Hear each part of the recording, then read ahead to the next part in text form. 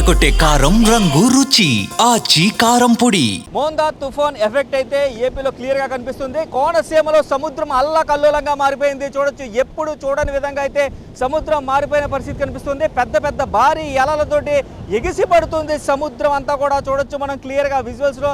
ఇప్పటికే తుఫాను మధ్యాహ్నం నుంచి తగులుతుంది. మధ్యాహ్నం తర్వాత బేభత్సమైన అలలు ఉంటాయని చెప్తున్నారు. పెద్ద ఎత్తున అలలు ఎగిసి పడతాయని చెప్తున్నారు. అదేవిధంగా గాలులు కూడా, ఈదురు గాలులు కూడా ఎక్కువగా ఉంటాయని చెప్తున్న పరిస్థితుల నేపథ్యంలో వర్షాలతో పాటు ఈదురు గాలులు కూడా ఉంటాయి. ప్రజలందరూ అప్రమత్తంగా ఉండాలని కూడా ఇప్పటికే వాతావరణ శాఖ సూచించింది. దీనిపై సీఎం చంద్రబాబు కూడా సమీక్ష నిర్వహించారు. అయితే సముద్రం ముందుకు చొచ్చుకు వస్తుంది. కోనసీమలో చూడొచ్చు మనం క్లియర్గా. ఈ పక్కగా చూస్తే కనుక మొత్తం అంతా కూడా కోతకి గురైపోయిన పరిస్థితి కనిపిస్తుంది. వర్షంతో పాటు సముద్రం కోత చూడొచ్చు మనం క్లియర్గా. ఎంత ఇక్కడి నుంచి కూడా ఇదంతా కూడా కోతకి గురైపోయిన పరిస్థితి కనిపిస్తుంది. ఇదంతా ఇక్కడికే కోతకు గురైపోయింది. ఇదంతా కూడా కోతకు గురైపోయిన పరిస్థితి. ఈ కోత గట్టు దాటి అవతలకు కూడా వచ్చే అవకాశం ఉందంటూ కూడా అప్పుడే కలెక్టర్ స్పష్టం చేశారు. 80 అడుగుల మేర కూడా సముద్రం ముందుకు వస్తుందంటూ కూడా అధికారులు అంచనా వేస్తున్న పరిస్థితి కనిపిస్తుంది. పూర్తిగా చూస్తే కనుక ఇప్పటికే గాలి ఎఫెక్ట్ని మనం క్లియర్గా చూడొచ్చు. కోనసీమ అంటేనే కొబ్బరి చెట్లకు పెట్టింది పేరు. అలాంటి కొబ్బరి చెట్లు ఈ గాలి ఎఫెక్ట్కి నిలబడతాయా నిలబడవా అనేది అయితే ప్రశ్నార్థకంగా మారిపోయింది. పూర్తిగా చూసుకున్నట్లయితే కోనసీమలో ఏదైతే ముందా తుఫాన్కి సంబంధించి ఇప్పటికే ఎఫెక్ట్ అయితే కనిపిస్తుంది. స్థానిక మత్స్యకారులు కూడా మనతో ఉన్నారు. మాట్లాడే ప్రయత్నం అయితే చేద్దాం.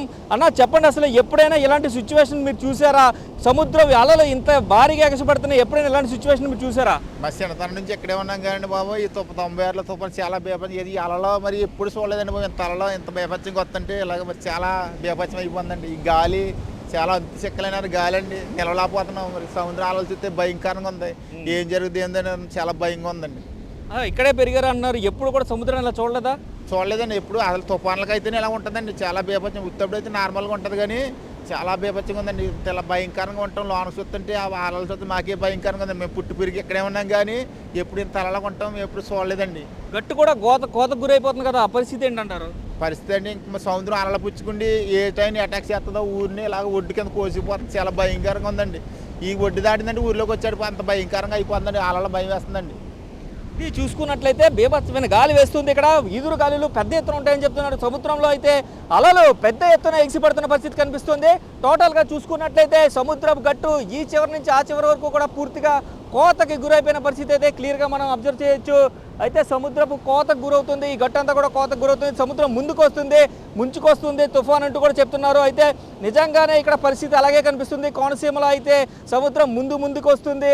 భారీ అలలు ఎగసిపడుతున్నాయి. ఉవ్వెత్తిన అలలు ఎగసిపడడంతో మత్స్యకారులు సైతం భయాందోళనకు గురవుతున్న పరిస్థితి కనిపిస్తుంది. ఎవరు కూడా సముద్రంలోకి వెళ్ళొద్దు, సముద్ర దరిదాపులు కూడా వెళ్ళొద్దంటూ కూడా ఇప్పటికే అధికారులు హెచ్చరిస్తున్న పరిస్థితి కనిపిస్తుంది. ఎన్డీఆర్ఎఫ్ బృందాలు అలాగే ఎన్సీఆర్ఎఫ్ బృందాలు కూడా ఇక్కడికి చేరుకున్న పరిస్థితి కనిపిస్తున్నాయి. అయితే దీనికి సంబంధించి ఒక్కొక్క టీంలో కూడా 30 మంది ఉంటారని చెప్తున్నారు. హెడ్ క్వార్టర్స్ కోనసీమ హెడ్ క్వార్టర్కి అయితే ఇప్పటికే ఎన్డీఆర్ఎఫ్ బృందాలు కూడా చేరుకున్న పరిస్థితుల నేపథ్యంలో ఒక పక్కన మెరైన్ పోలీసుతో పాటు ఒక పక్కన నార్మల్ పోలీసు కూడా దీంట్లో ఎలర్ట్ అయిన పరిస్థితి కనిపిస్తుంది. కానీ సముద్రపు అలలు చూస్తే మాత్రం ఎవరైనా భయపడాల్సిందే.